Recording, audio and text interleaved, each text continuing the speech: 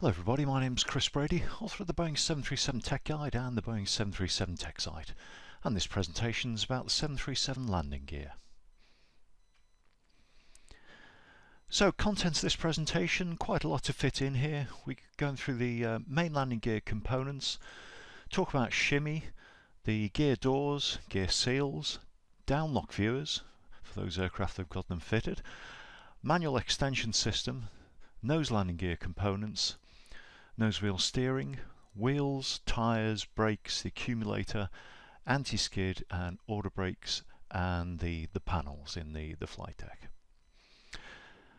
We'll put timings to those in the description of the video that you'll find below this to help you navigate through as well. My usual disclaimer, always treat your company training and their manuals as the authoritative source of information for your fleet. Okay, let's get to it. This is the main landing gear photos taken from behind.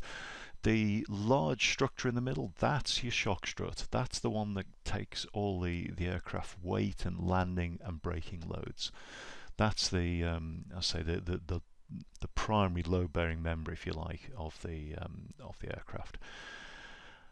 It's made up of an outer cylinder, which is what you can see there, sort of painted in grey. That's fixed to the aircraft structure at the trunnion pins. Inside that, there's a piston on which is the aircraft axle and the wheels. That piston outer cylinder arrangement contains a shock absorber, which is an air oil type shock absorber, and you can see on the photo I've shown you the charging valves for the air. Well, I say air, it's nitrogen that's used, although you can use air as long as it's got less than 5% oxygen, but it's safer and most operators will use nitrogen, and oil at the bottom. Interestingly, the axle centerline is actually located 9 centimeters, that's about 4 inches in old money, behind the shock strut centerline. This allows the wheels to cast in a straight line. If it didn't, the directional control would be a little bit more unstable. Okay, below the shock strut, you've got the torsion links. Now, the inner cylinder, or the piston, that will be free to rotate within the outer cylinder if it weren't for these torsion links. The two together are commonly known as a scissor link because of its shape. So you've got an upper and lower torsion link there making up the scissor link, and that, as I say, stops the wheels just rotating around in a clockwise direction around the shock strut. Following early problems with this arrangement and Shimmy, a hydraulic shimmy damper was fitted to the link to dampen vibrations, particularly during high-speed taxiing or landing. And you can see the shimmy damper label there on the left-hand side as we look at it of the torsion links. Shimmy, the sort of definition of it's a torsional, and torsional means twisting, vibration of the landing gear, in which the piston or the inner cylinder oscillates. And by that we mean sort of clockwise, counterclockwise within the outer cylinder. So it's a rotational vibration of the axle, if you like, within the outer cylinder. Now, for shimmy to occur, the piston must have a twisting force applied to it that starts the torsional vibration. And you can see on the photograph that are taken here from a UK AIB report. Whilst it doesn't show what shimmy looks like on the wheel, it shows the effect of shimmy on the runway. We've got witness marks here from tyres when shimmy was set up in this aircraft. This is only a year or two ago. A freighter, I think this was a Belfast from memory. And if you look carefully along the to the aircraft itself at the right main landing gear, you can see it's actually turned off at about 45 degrees. That's because the scissor link, the torsion links, have completely fractured due to the shimmy. So the wheels were free to rotate in the outer cylinder. Anyway, getting back to shimmy itself, how does it come about? I mean, that I guess is what we want to know. If we know that, then we can, I guess, learn how to avoid it. The theory is that with shimmy that it probably starts by one tyre touching down slightly before the other on the same axle. Now that first touchdown obviously moves that tyre back, or rotates it within the outer cylinder. When the second tyre touches down just a fraction of a second later, that then moves the piston or the inner cylinder in the opposite direction as that second tyre touches down. Now, if those two touchdowns happen at the natural resonant frequency of the aircraft, or of this gear system, which is actually 15 Hertz, a shimmy will start. Now, soft landings are much more likely to make a shimmy set in than firm ones, because the lack of weight on pressing down on the gear on the bogie will allow the vibration to continue. Once it's continuing, once it's set in, as you can see from the photograph, it's very difficult to stop. I mean, there was obviously a lot of weight on the wheels at that point, because it's so near the point where the aircraft stopped. But as I say, once it's set in, once the resonance is in place, it's very difficult to stop. As I've said there, in extreme cases, particularly on the classics, they're quite prone to this. Shimmy can cause a failure of the torsion link, and in some cases the main landing gear can collapse.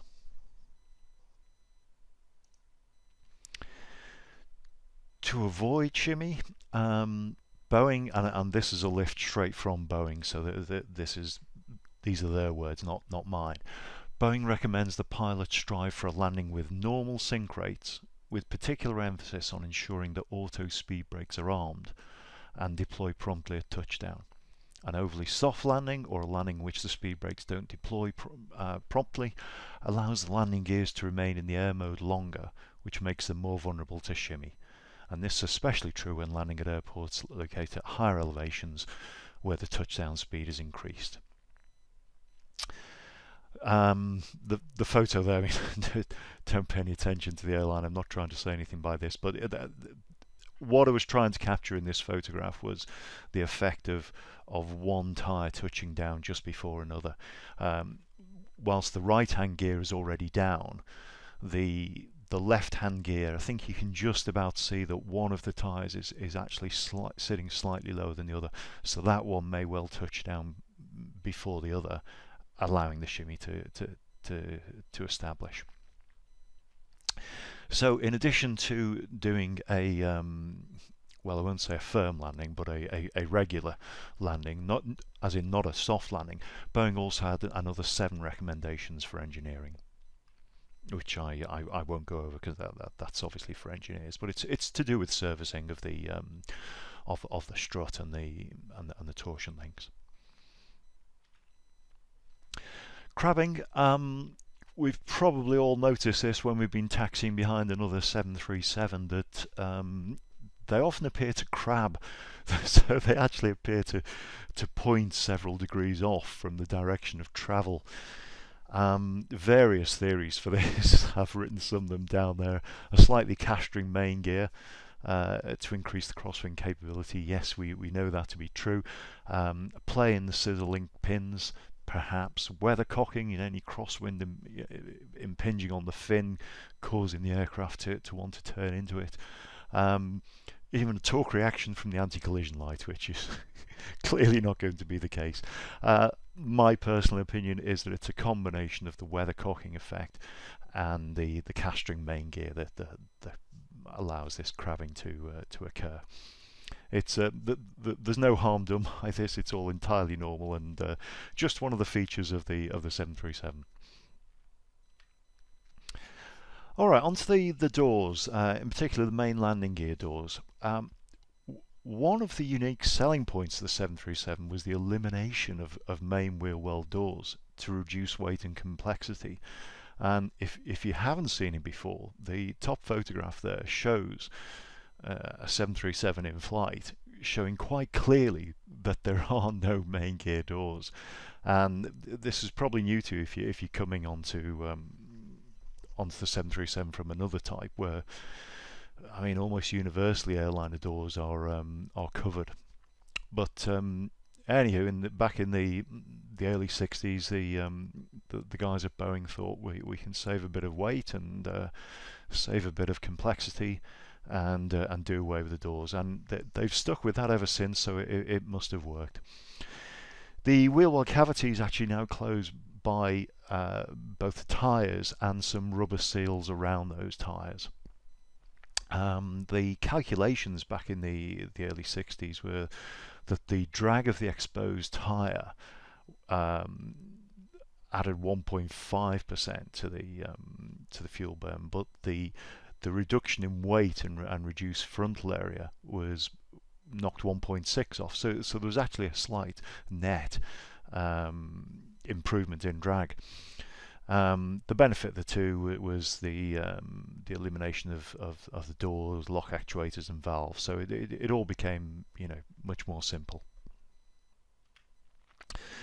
This chap here, again from the early mid 1960s.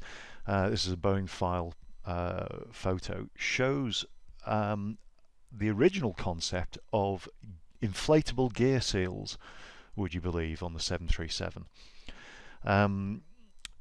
These were inflated by bleed air when the gear was up or down, but deflated for the transit between the two. This did actually make it into flight, but it was actually binned quite quickly as a notion for being too complex. The panel there, as you see, has got an extra light and a switch, the not sealed light and a gear seal shut off switch. The caption would illuminate during transit, which was normal, but if it illuminated any other time, it was saying it's not sealed, so you could have a puncture. The seal could be depressurized with the gear seal shut off switch to save bleed requirements if you really needed to do that much engine bleed. But as I say, this idea was quickly binned, and Boeing went on to these rubber strip seals, which you see in these photographs. They don't do the full 360 round each wheel, because you've got doors for the inner part where to cover the hole in the wing, which I can show you now. So again, going back to the photo on the left, that's the same photo just turned around. You can see that the doors are actually made of three parts. There are three separate doors there to close off the wing cavity. That's the three doors on the right. It actually looks like more than three in the photo, but there are just three there. The inner door is actually two parts to it. The outer door is hinged at the top. The center door is fixed to the shock strut, and the inner door is controlled by rods. If you look at this side photo, it shows the doors a little better, perhaps, for the mechanism how they open and close. So the outer door, that's hinged at the top. You can see that would fold in quite nicely. The center door is the one that doesn't move out of the three.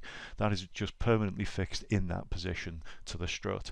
The outer and the inner door close around it, and the inner door closes using a mechanism from the control rod there below it, and an extension to the side strut.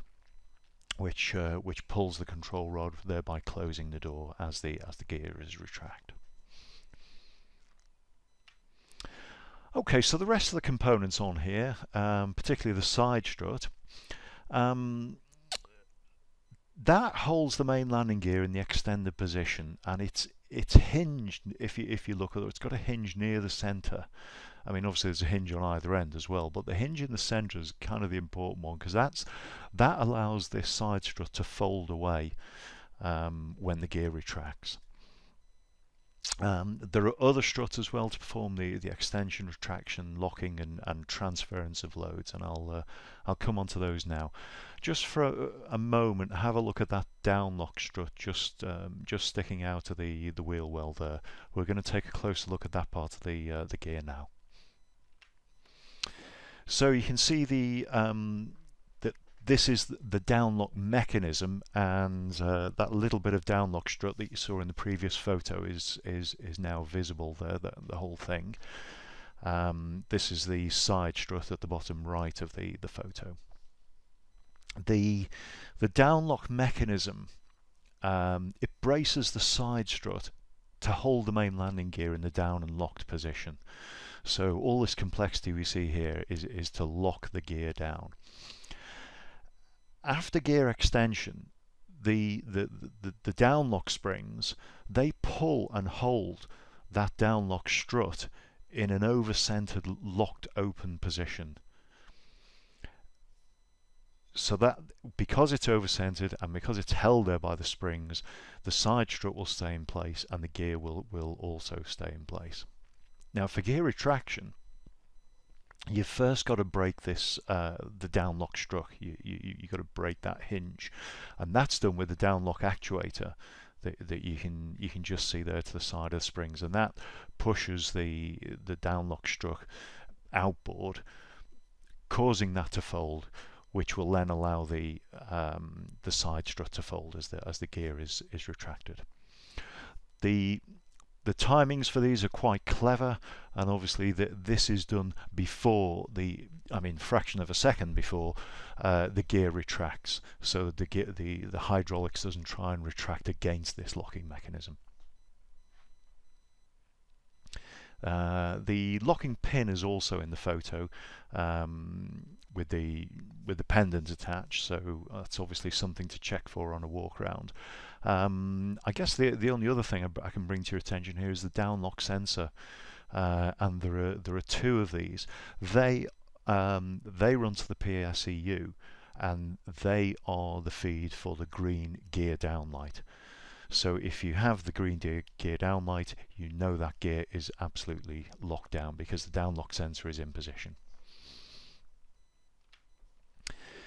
The uplock, because it's a separate uplock and downlock system, there is a roller that you see on the left photo near the bottom of the outer cylinder of the shock strut, and that, as the gear swings up, engages with the uplock hook that you see in the right hand photo. The uplock hook you can see at the bottom of this photo, and all of the business above it is the uplock mechanism.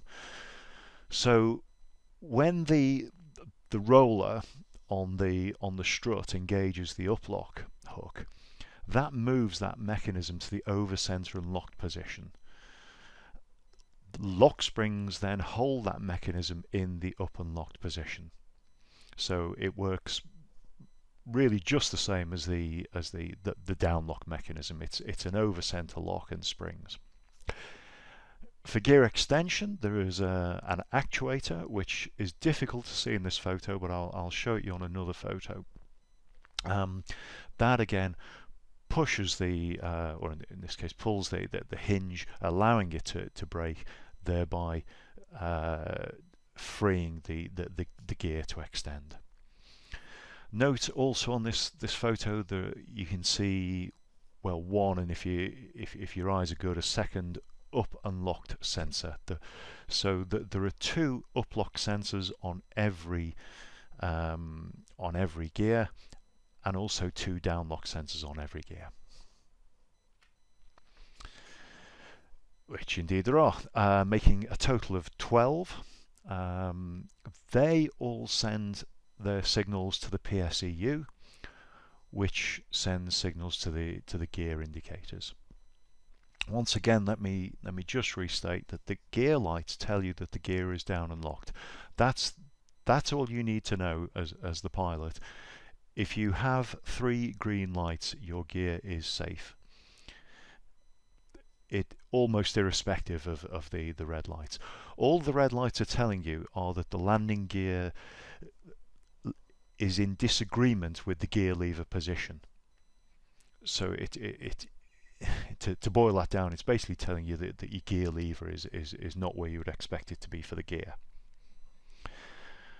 With the gear up and locked and the lever up or off, all the lights should be extinguished, which is the normal position. This is the gear handle, and I'm showing you this photo. It is actually a photo in flight. It was on an air test. I think I'd done the LGTU test, but 2 occasions on regular line flights, I have seen both 3 reds and 3 greens after the gear was selected down. Now remember what I said. The 3 green. If you have 3 greens, you're safe to land, pretty much regardless of the reds. What the reds were telling you, were telling me on the flight, was that the lever was not in agreement with where the gear was. Now the gear lever appeared to be in the down position, but in actual fact it wasn't fully there. This lever is telescopic, if you recall. You pull it out and push it back into position. And what had happened was, when the gear had been selected down, the telescopic handle had not fully compressed back toward the panel. So the first time I saw this, actually I saw it as an FO. I mean, that must have been in the early 90s. So we did a go around and recycled the gear, and it worked it worked fine, as in the red lights disappeared. Got back on the ground, spoke to the engineers about it, and they instantly, they'd seen this before, and they exercised this telescopic handle and sprayed it with a bit of lubricant. And the lesson for that was, if it happens again, just give the handle a tap and the red lights will extinguish. And sure enough, I don't know, 5 or 10 years later, I was flying the line, the same thing happened. I selected the gear down, got 3 reds and 3 greens, tapped the handle in, little tap in, and the 3 reds went away. Anyway, enough of that. There are another set of green lights. This is on the aft overhead panel. All the 737 Classics used for cargo operations have got these, and this is because when the cabin's filled with freight, you can't get back to use the main gear downlock viewers. Now the NG and the Max don't have these don't have the downlock viewers, but they've all got these lights, and again, that's because they don't have the downlock viewers, even though they've got twice the number of uplock and downlock sensors to the Classics. I guess the FAA or the regulations insisted that these were there because there were no downlock viewers, but there they are. On the originals and the Classics, there are gear viewers, and for those of you still flying those, then I'll take a couple of slides to show you what these are all about. So if you don't get any green lights, then you may want to consider a visual inspection through the gear viewers. This is located in the cabin, just sort of behind the emergency exit row. You find a square cutout in the carpet, lift it up, and underneath it you will see this. Directly below, in the wheel well, this is what it looks like. And what you've got is the glass you were looking through, and then 2 mirrors, one looking to the left gear, one looking to the right rear, to the light gear. Don't forget to put the wheel well light on if you're doing this exercise at night. Now, the first time you look through a gear downlock viewer, this is probably all you'll see, and you you might think, oh my god, I'm not going to see anything. It does take a bit of getting used to, and my top tip for you, again, for anybody still flying the Classic and with these installed, is to note to self, do this on the next opportunity you get on a turnaround. It's actually one of the few things we can't practice in a simulator, if you think about it. So do try it on the real aircraft. Once you've got your eye in and you can work out where you should be looking, then what you will see is this. And there are 3 red lines on each part of the side strut. When they line up, your gear is down and locked. The nose gear viewer is in the flight deck, a little metal hatch just near the flight deck door. There's no prisms or mirrors to this. It's just like a periscope, really. So there's a long tube with a glass at the end, and this is what you should see: 2 red arrows pointing directly at each other, and that tells you that the nose gear is locked. I warn you in advance, the views won't be as clear as those I've taken in these photos. They do normally get quite dirty, particularly the nose gear one, because of the snubber and all the rubbish that's thrown up on taxiways and runways, particularly when it's wet. If you're feeling particularly diligent, you can check these before flight, and if necessary, clean them just in case you need to use them. But historically, I don't know of many occasions when these had to be used, but there they are. If the gear fails to extend, or you've lost hydraulic system A, you can manually extend the gear by pulling these extension handles. Do this with the QRH procedure, just to ensure the gear lever is in the off position on the Classics. For the NG and the Max, it actually doesn't matter. The manual extension handles will work with the gear in any position. One word of caution: the hatch on the NG and the Max has got a micro switch, which will prevent landing gear retraction if that hatch is not fully closed. So if you get airborne and you find that the gear is not retracting when you're moving the landing gear lever up, then top tip for you: give this hatch a bash. Just give it a thump, or open it and close it again, just to try and make that micro switch. They can be a little temperamental.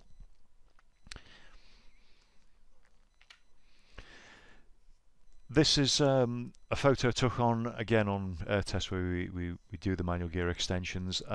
Thing I'm pointing out here really is that the nose gear cable pull is shorter than the main gear cable pulls. That's because the cable quadrant that releases the gear is smaller, and I will show you that in a moment. But don't panic or worry if you get to the nose gear and the pull is only half the length of the mains. That's normal. That's absolutely the design. So let's have a look at what happens on the other end of those pull ropes. So you cable from the flight deck. Let's start there. So up at the top right of the photo, you might just be able to see the cable to the left of the red arrow I've drawn to the cable from flight deck caption. That cable comes down and it wraps itself around the outside of the cable quadrant, all the way around to the 8 o'clock position in this photograph, where it's attached then to the cable quadrant. So when you pull the cable, what happens is that cable quadrant rotates. It rotates about a quarter of a turn. In doing so, you can see that quadrant's attached to the control rod. So if you pull the cable, you're moving that quadrant anti-clockwise. The control rod will move to the right. in this photo, and that will pull the lever to the right, and that will release the uplock, the uplock hook. When you then release the cable, again, those of you who've done it in the sim or you know in real life, you can see the return spring there at the hub of the quadrant, and that then pulls the cable back into the flight deck, and returns the quadrant and the lever and everything back to their normal positions after the manual extension handle is released. So if you then get normal the gear working normally after that, you can then use the gear lever as normal. Not that I should imagine anybody would want to do anything other than land after a manual extension, but the facility is there. This is simply another photo of the from the other side. So it might show the return spring and the cable attached to the cable quadrant a little bit better, and where the uplock hook is. Okay, so moving back to the to the main gear, this as you've seen is the downlock mechanism. Above that is what's known as a reaction link, and this transfers most of the side loads from the landing gear to the upper end of the shock strut. And the upper end, and you can just see it at the back of the photo there, at the end of the reaction link, that is where the trunnion is. So this is the main hinge point. This is the part which the gear rotates around. All the loads are carried here at these two trunnion bearings. The hydraulic actuator you can see above the trunnion. That works in conjunction with another link that you can't see, which pushes as that one pulls to ease the load on moving this incredible weight. The drag strut, which you can see there toward the forward, that's part of the shock strut, and it stabilizes the shock strut in the fore and aft direction. The small linkage above the trunnion there is the outer door push rod, and you can see that going behind the trunnion, and then it folds up the outer door, which is just visible at the bottom of the photo. Alright, onto the nose gear now. It's very, very similar in operation to the main landing gear. So again, it's hydraulically operated, folding drag strut, locks into an over-center position. It's got a manual extension system and doors controlled by rods from the struts, and torsion links and a shimmy damper. It works pretty much exactly the same way. I've labeled the various components for you because obviously there's a different arrangement to the main gear. I mean, clearly, but rather than go through every single component like I did with the main gear, the way they work is exactly the same, and I'll just leave that to you to look at if you wish to. The main difference with the nose gear and the main gear are that the nose gear has got steering and no brakes. So let's take a look at those. So for the steering, if you look at the photograph, you'll see two steering control cables coming down from the actually it's the forward electronic bay. Now these two work. Really, the best way to think of it is it's almost like the reins on a horse. You know, you pull left, it turns left. You pull right, it turns right. They go down to the summing mechanism, and this mixes the steering input from the control cables and the nose gear position feedback to control the nose wheel steering metering valve, which is just there up and to the left of the summing mechanism. That then supplies the left or right turn pressure to the steering actuators, which you can see at the bottom. There is a compensator up at the top left, That keeps back pressure in the steering metering valve, and this is to dampen any shimmy, maintain fluid for the actuators when the steering system is depressurized.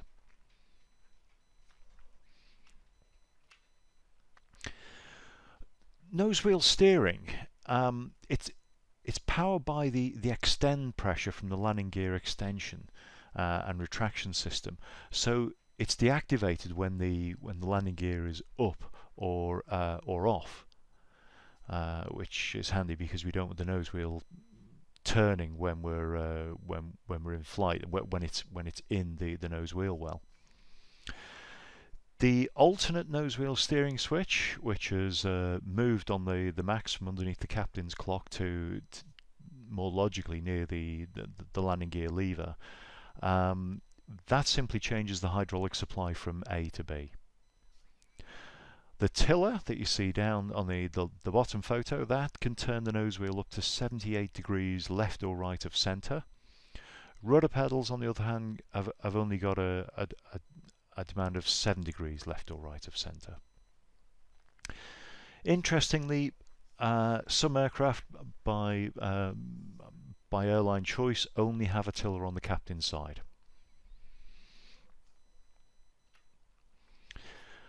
Okay, this is a photo of the steering bypass valve as it was on the Classics.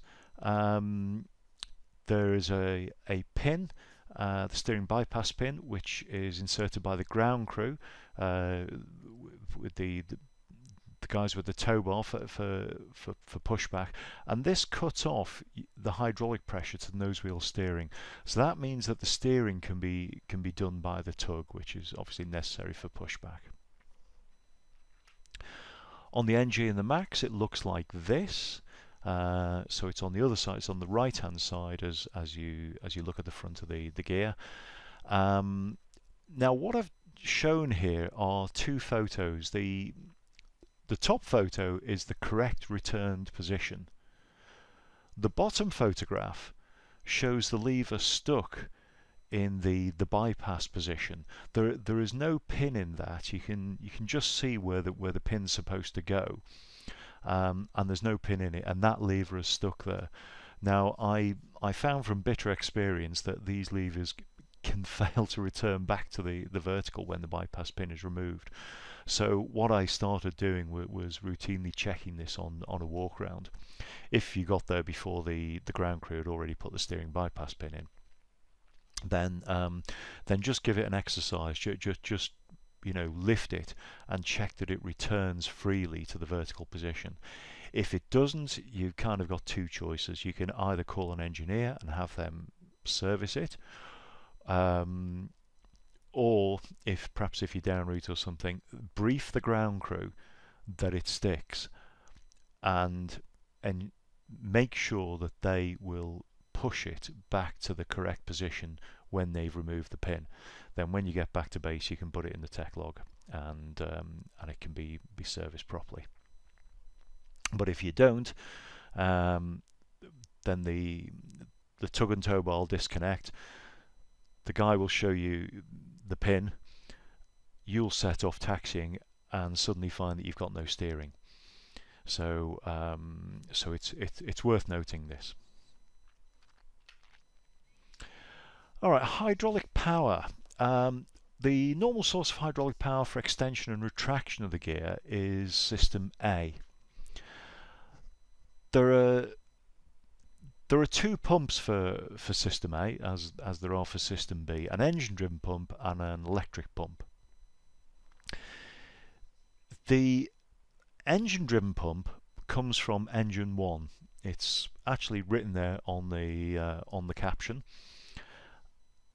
Now the power of the engine-driven pump is much greater than the electric pump. It's a much more powerful, much faster fluid flow. So if the system A engine-driven pump is lost, retraction of the landing gear will be slow using the electric pump only. Now the time you retract the gear is immediately after takeoff, and that's when you need your climb performance. if the engine 1 EDP pump is lost, one of two things can have happened. Either that pump can have failed, or the pump can be serviceable but not running because your engine's failed. If your engine's failed, then your takeoff climb performance is going to be critical.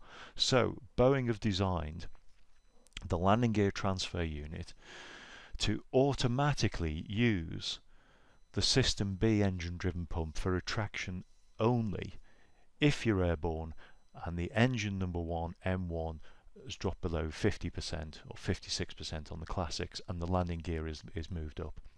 So it saves you, which I think is a wonderful design feature.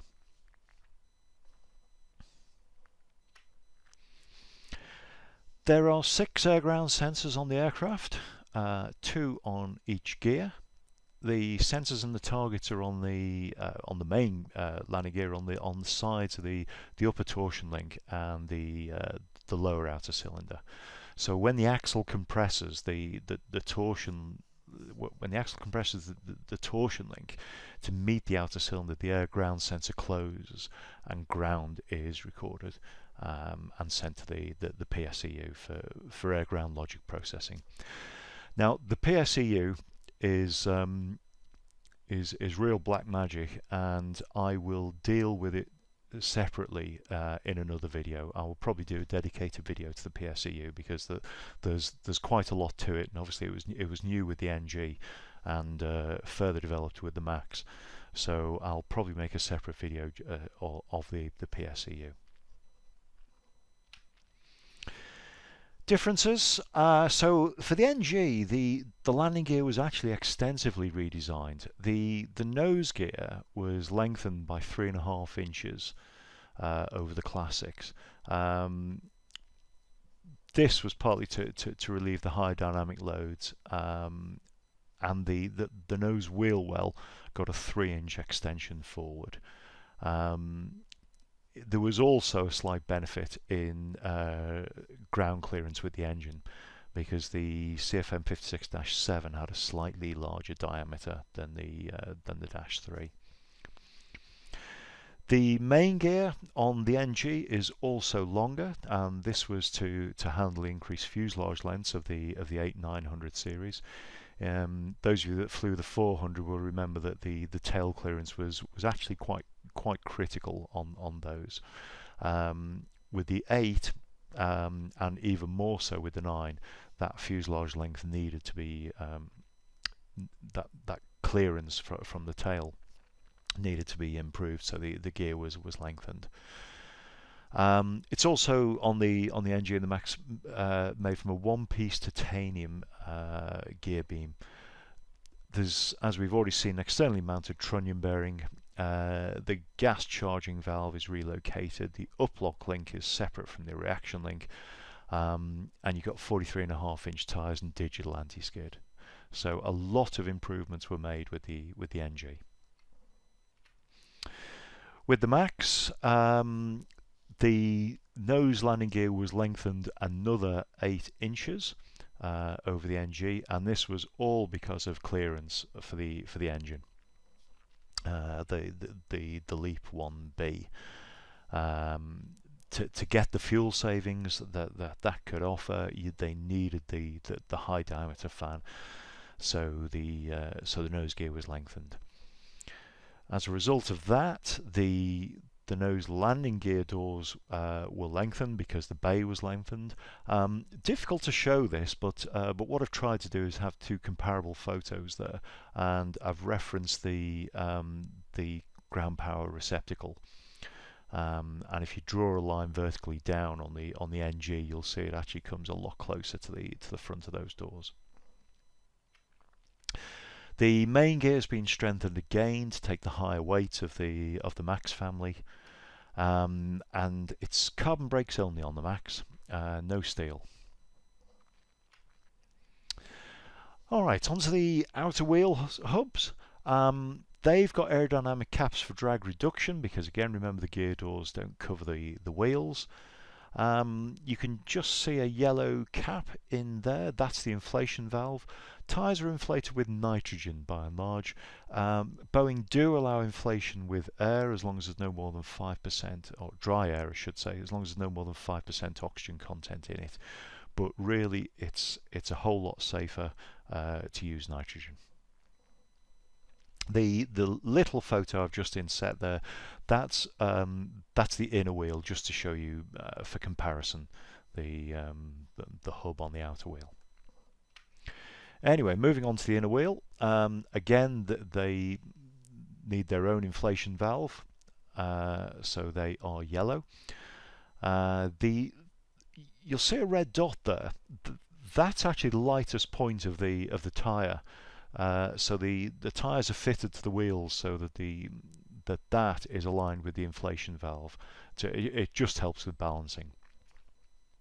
Now, opposite the inflation valve is the overpressure relief valve. You can just about see it in the upper photo there, and that'll deflate the tyre if the tyre pressure exceeds, sorry, if the internal pressure of the tyre exceeds 375 to 450 psi. In addition to the overpressure relief valve, they're actually thermal relief fuse plugs. You can't see them because they're inside the hub. I've not been able to find a photo which showed them. But there are 4 of those, and they will deflate the tyre if the internal temperature reaches a temperature of either 177 or 199 centigrade, depending on the wheel. That you will see displayed as 7.5 units if you've got the brake temperature monitoring system fitted in the flight deck. Nose wheels, similar to the main wheels, except they don't have brakes. The rotation of the nose wheel is stopped by snubbers in the wheel well, which you can see there. The nose wheel tyres have got an overpressure relief valve, which operates the same pressure as the mains, but they don't have the thermal fuse plug because it's considered the nose wheel tyres wouldn't overheat because they don't have brakes, which makes sense. Alright, so talking about the tyres, they had always been bias ply tyres, but from 2013 a radial option became available for aircraft with carbon brakes. Radial tyres have got a much longer life, they're more resistant to foreign object damage, and they're lighter as well, so lots of good reasons to go for radial tyres. All tyres, radial or bias ply, are tubeless, inflated with nitrogen, as I've already been talking about. The pressures, they vary with the series. There's a huge range of pressures. It varies with the series of aircraft, the maximum taxi weight, the temperature, and the size of tyres. So let's talk a little about condition of tyres. This is something I've always found quite difficult to do as a pilot, to accurately assess whether a tyre was serviceable or not. And if you have the same trouble that I do, what I would say is, if there's any doubt, call an engineer. These days, even if you haven't got engineering support down route, with smartphones, you can usually take a photo and send that back to your maintenance base, and but in fact, once you've flagged it up to the company, they will probably want to send somebody out. It all depends on your company procedures. But what I'm going to do, I'm going to give you a couple of photos and explanations of these, just to help you kind of get your eye in about what is or is not acceptable. So the tyre on the right here looks like it was beyond limit several landings ago. There are barely any grooves visible, and also signs of shoulder wear on the inner side there. So it's been worn out unevenly as well. That wheel should be replaced. This one has got a large visible area of wear. hardly any grooves on the center, and it's down to the outer fabric layer over a fairly wide area. That should be replaced. This one, on the other hand, it's got a lot of cuts in it, both chevron and circumferential, but there's a lot of tread depth left. Those chevron cuts, usually from a groove or block pave runway, they're quite common, these cuts. Now, as long as the cuts don't exceed any of the single cut limits, which I won't go into here, but trust me, there are 8 pages of the maintenance manual on tyre condition, and no fabric has been exposed, it's okay. This is one of those that if you chose to call an engineer, he would come out, he would use a depth gauge to assess the depth of those cuts, have a look over it. At the end of it, he would probably tell you that that one was good to go. But as I say, if there's any doubt in your mind, then call an engineer. Okay, on the NG and the Max, in the wheel well, on both sides, there's a tyre damage pin. Now, this is designed to detect any loose tyre tread during gear retraction. If any object impacts on it during retraction, then the gear will automatically extend again. That affected gear cannot be retracted until the fitting is replaced. And you've got one on the aft outside of each main wheel well. I've shown a photo on the inset photo, is that some operators paint them red for conspicuity. What I would say is don't bang your head on it when you're walking, across from one wheel well to another if you're doing that on your walk around.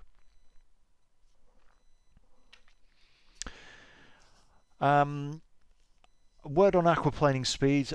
Probably actually should have put this slide in when I was talking about the tyre pressures, but anyway, it's here. There is, as I've already mentioned, a huge range of tyre pressures, and you can see on the table down there that it goes from about 95 to, well, anywhere up to 213 or 217. Sorry, I'm saying. So you remember that the formula for aquaplaning speed, it's 8.6 times by the square root of your speed. That is not a sum that you can do in your head when you're on the landing roll.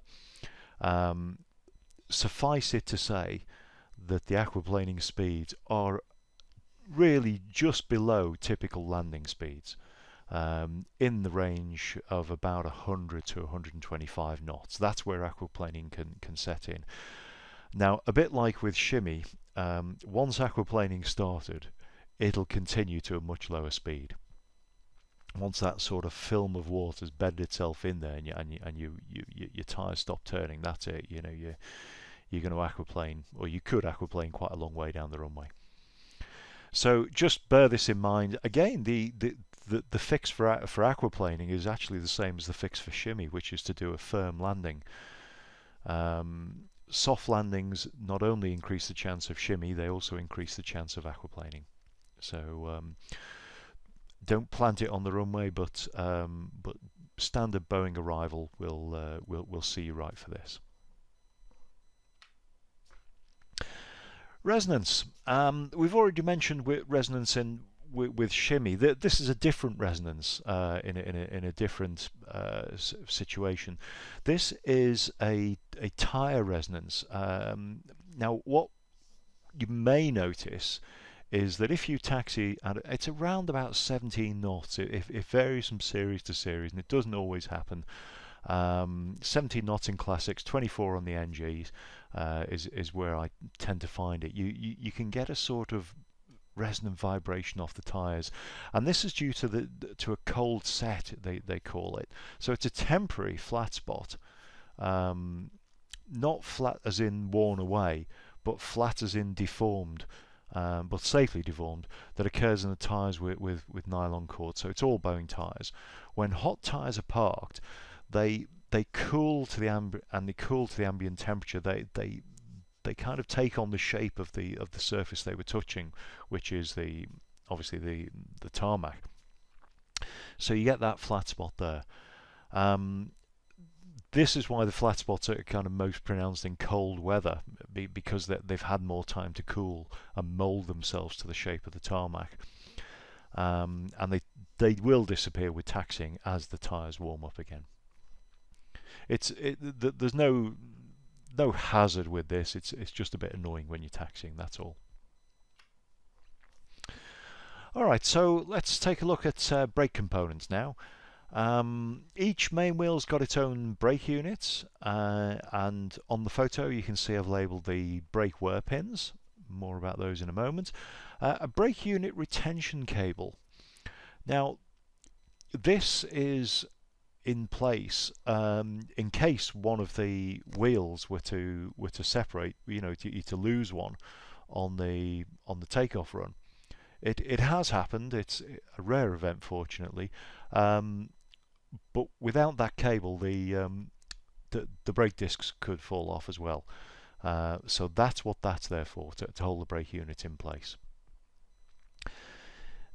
Below that, you've got that pipe going in there is the conduit for the transducers, which are the things which pick up the speeds of rotation of the wheels.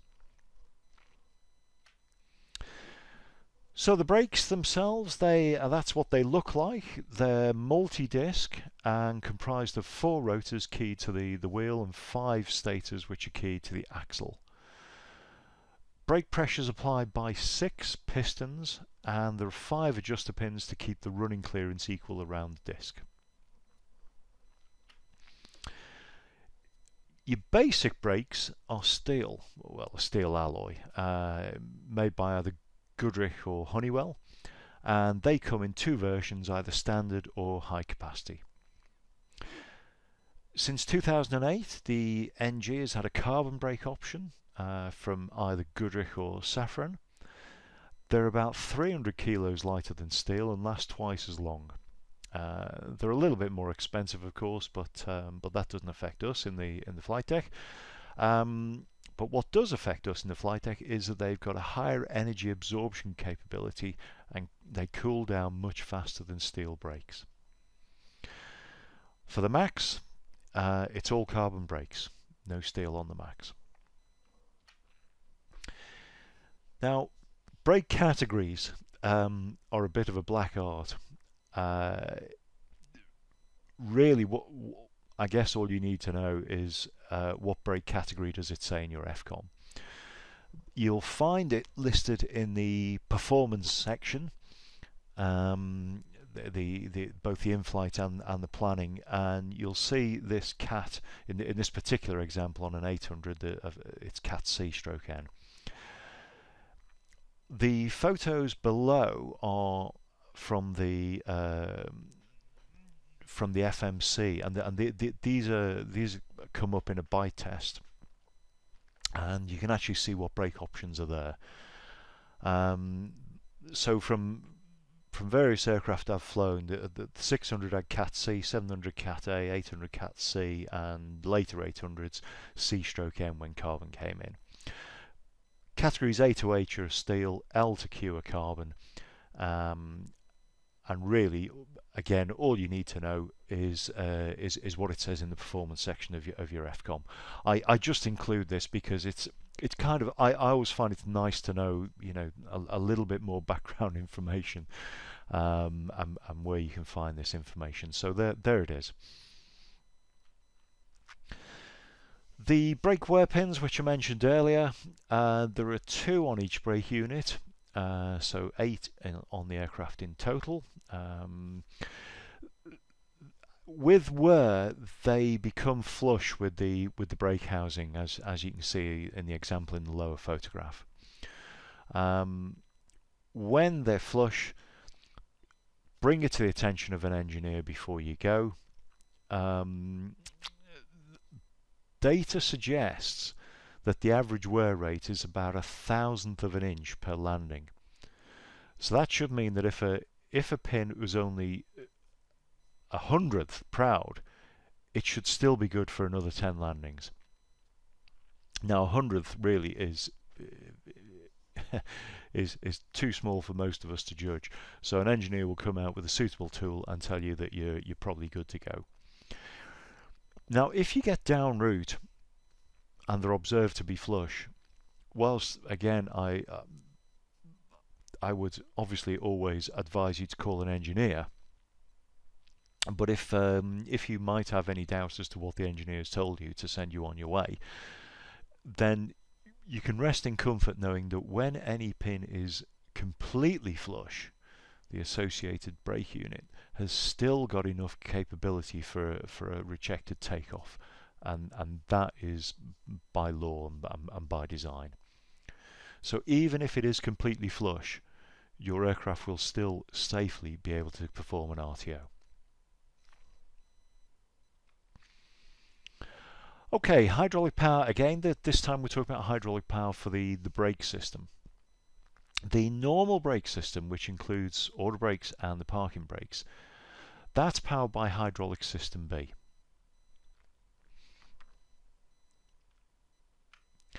If hydraulic system B pressure drops below 1500 psi, the alternate brake system takes over. That uses system A, and the parking brake becomes powered by the accumulator. If you were unfortunate enough to lose both hydraulic system A and B, then you've still got the accumulator to which provides pressure to the normal system.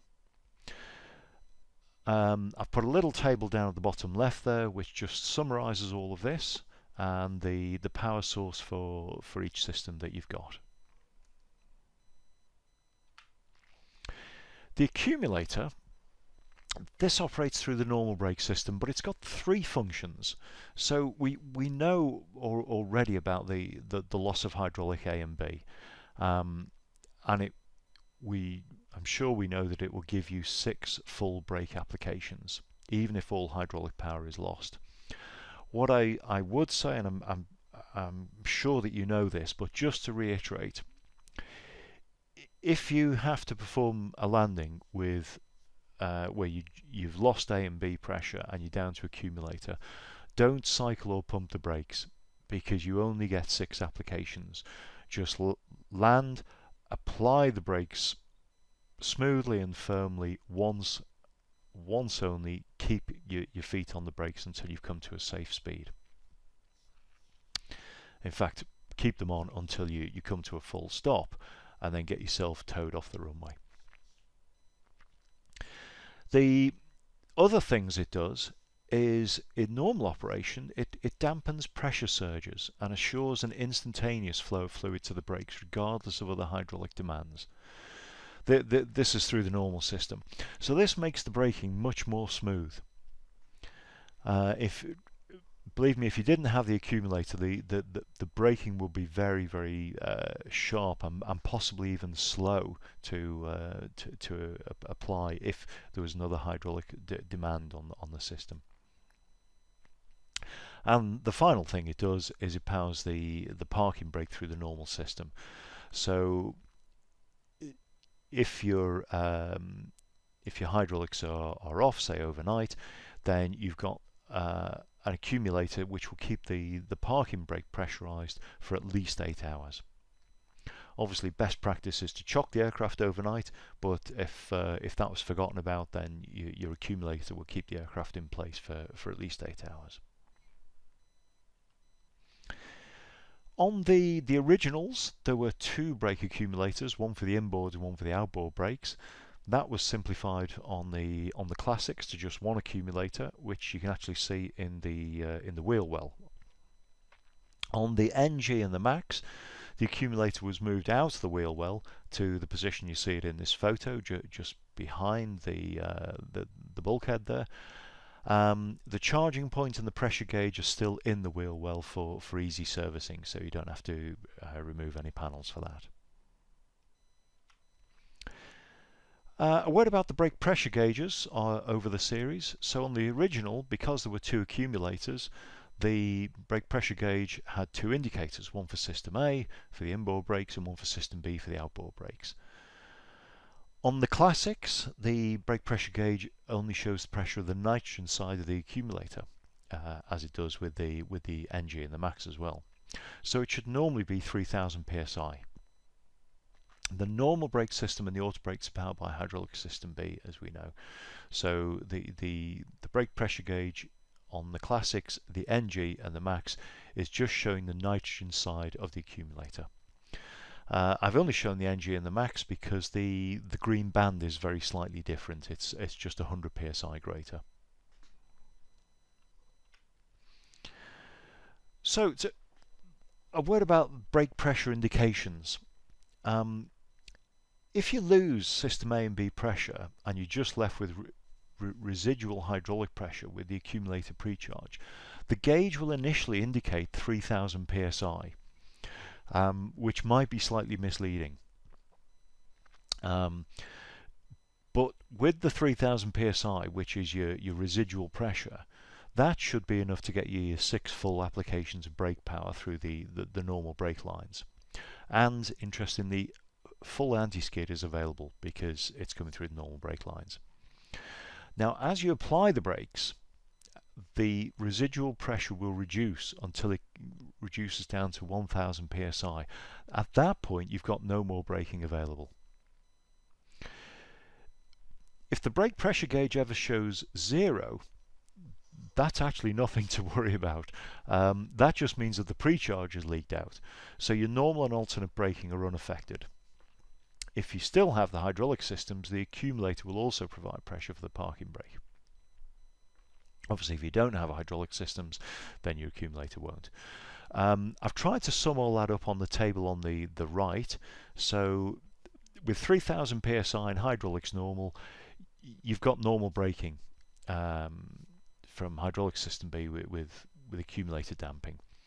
With 3000 psi and no system B, you've got alternate braking from system A.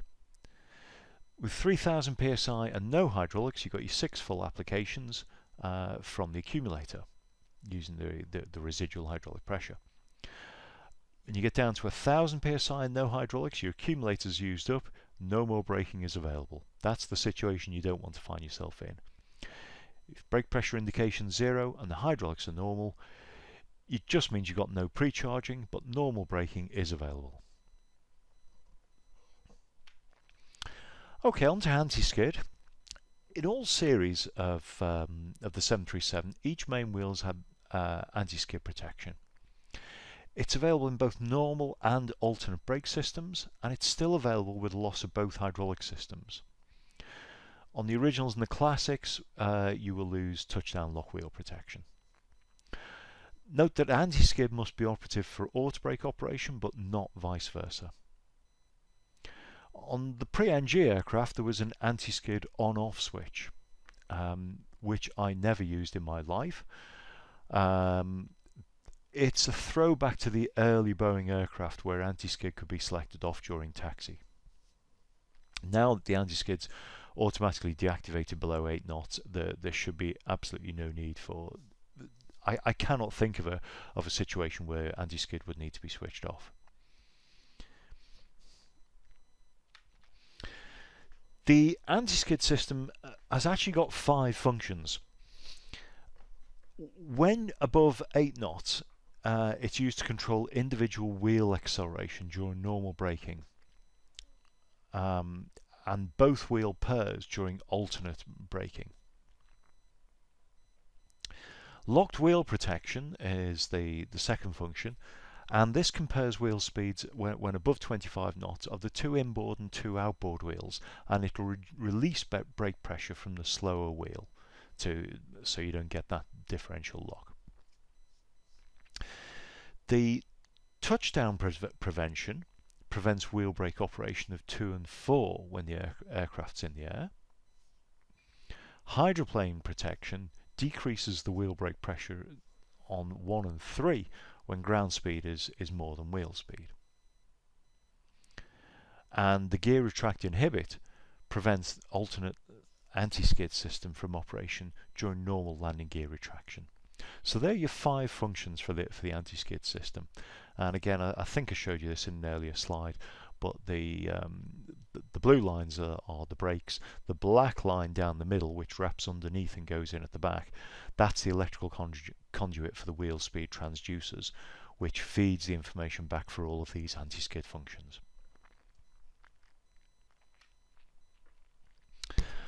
Autobrake is powered by hydraulic system B through the normal hydraulic system. If system B is lost, Autobrake is not available.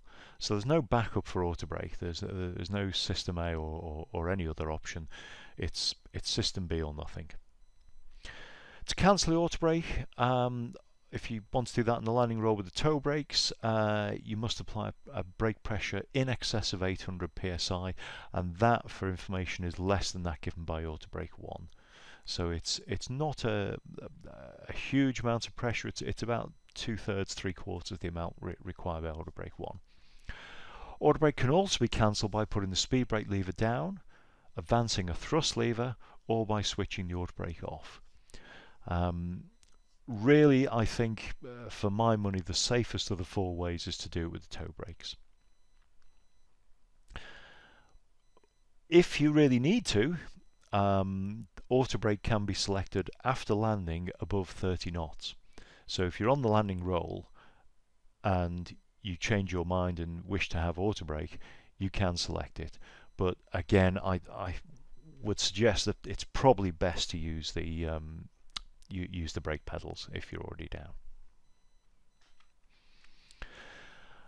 Now, this table shows you the pressure applied at the brakes for the various Autobrake settings and the deceleration rate as well. You can read the figures there on the right if you wish. But what I'll point out is that Autobrake Max is not full brake pressure. For absolute maximum braking on landing, select Autobrake Max to get the immediate application on touchdown, and then override it with full toe brakes. You would really need to be, facing a whole load of problems if you had to do this, and really, if you did need to do this, you should probably consider diverting to a longer airfield. But if you've got to do it, you've got to do it, and that's the way to do it. So select Max, and then come on to full manual braking as soon as you're down. And obviously maximum reverse as well. Using high Autobrake settings with idle reverse is really hard on the brakes, because the Autobrake works to a given deceleration rate, and if you can't help that with or assist that with using reverse thrust, then all of the energy has got to be absorbed by the brakes. All of the work's got to be done by the brakes. So be kind to your brakes, and if you're going to use, Autobrake 2 or 3, then consider using something more than idle reverse, particularly Autobrake 3. Now, after landing, after touchdown, there's what's known as an on-ramp period, where the Autobrake pressure is applied over a period of time. Basically, it would be too harsh to put it all on at once. So for the first 1 3/4 seconds, you get 750 psi. Then you get another, over the next 1 1/4 second, the brake pressure comes up to those you see in the table, or 1 second for Autobrake Max. All right, last little look at the full panels. Then this is the original panel. So you can see they're inboard and outboard anti-skid switches. There's no RTO setting on the Autobrake. The gear limiting speeds have been the same for every model of 737. The only difference was with the gravel kit option, and the gear speeds are there. On the classics, the anti-skid switch was incorporated into a single switch. There's an RTO setting now added to the Autobrake, and the brake pressure gauge is single. For the NG, the Autobrake selector and the anti-skid and off lights were moved above the upper DU, and the anti-skid on-off switch was removed. The Brake temperature monitoring system or tyre pressure monitoring system, which came in with the NG. As follows: the image I've shown is of the brake temperature monitoring system. I don't actually have a photo of the TPMS. This comes on between 177 or 199, depending which wheels are fitted, and it'll display as 7.5 units. That's when the brake temperature light will illuminate. For the tyre pressure monitoring system, all 6 tyres are displayed, nose wheels as well, because obviously tyre pressure, is an issue on nose, whereas brake temperatures are not applicable with the nose because they don't have brakes. So all 6 tyres are displayed with the TPMS, and this will illuminate for a low pressure either a 25% difference between main landing gear tyres on the same axle, or a 12% difference between the nose gear tyres exist, and you'll get the tyre pressure light illuminate as well. Finally, on the Max, the differences here, everything's been sort of squished into the centre between those inboard DUs. The landing gear handle, it's a 2-position handle now, so the off position has gone. It's just down or up. The whole off position function has been automated through the PSEU. The hydraulics landing gear will be de-energized 10 seconds after all the gear are up and locked automatically.